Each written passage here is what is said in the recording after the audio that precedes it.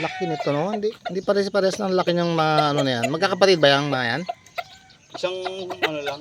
Pisa, magkakapisa sila pero hindi pare-pareha.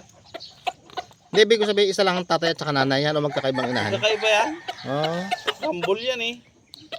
May Pero isang broodcock lang. Oh, hindi iba-iba rin.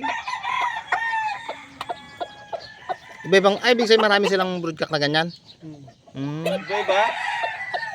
Tamo yun pula. Hindi, yung sa akin kasi ganyan din, abuhin din pero hindi ganyan kalaki. Hindi ganyan, ano, ibang paa.